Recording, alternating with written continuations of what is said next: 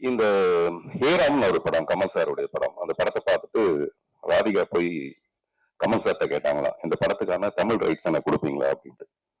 ஹேராம்ங்கிற தமிழ் படத்தை பார்த்துட்டு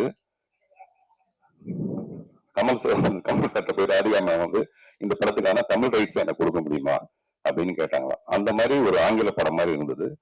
அதுக்கு அடுத்தபடியா இந்த படத்தை தான் சொல்ல முடியும். ஆங்கில படத்துல கூட தப்பி தவிர ஏதாவது ஒரு 10-12 தமிழ் வார்த்தைகள் வந்திருக்கலாம் போல இருக்கு. இதுல ஒரு 5 வார்த்தை தான் வருது தமிழ் வார்த்தை. மீது எல்லாமே அப்படியே ஒரு இங்கிலீஷ் படம் பார்த்த மாதிரி இருந்தது. 1982ல பால் நியூமன் பண்ண ஒரு படம், வெரிடிக்னு ஒரு படம் இருக்கு. நேற்று நைட்டு நான் வந்து இந்த படத்தை பத்தி ஏதாவது பேசலாங்கிறதுக்காக போட்டு பார்த்து அந்த படம் வந்தது. இந்த படத்தோட ட்ரெயிலரும் அந்த படமும் வந்தது. கிட்டத்தட்ட 2 படம் ஒரே மாதிரி தான் இருக்கு. நான் சொல்றது கண்டென்ட் சொல்ல, கதையை சொல்ல, இந்த மேக்கிங் ஒரு இங்கிலீஷ் படம் மாதிரியே இருந்தது.